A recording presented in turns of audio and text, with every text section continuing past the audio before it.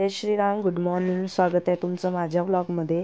हे आहे next डेचा मॉर्निंगवाला vlog.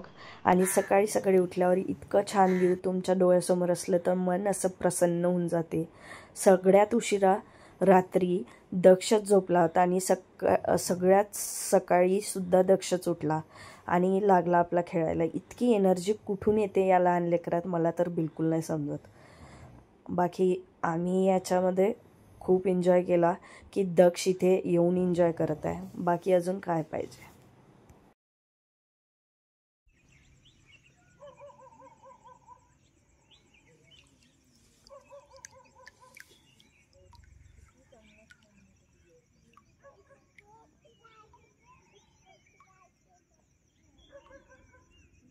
सकाळचे 8:30 वाजले आणि आयता नाश्ता आला.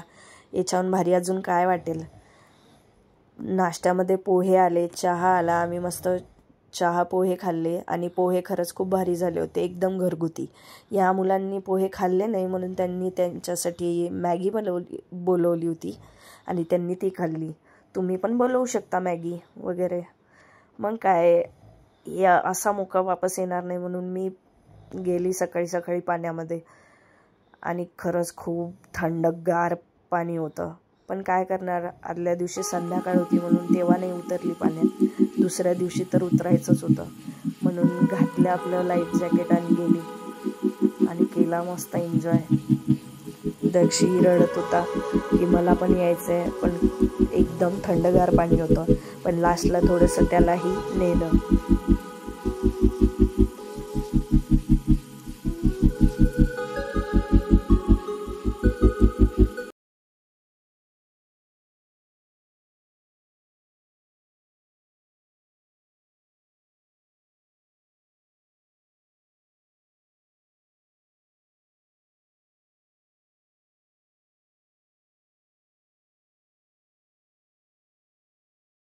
सकाळचे 11 वाजले होते. आम्ही आमचा पॅकअप केलं, निघालो घरच्या दिशेने. दक्षी झोपला होता.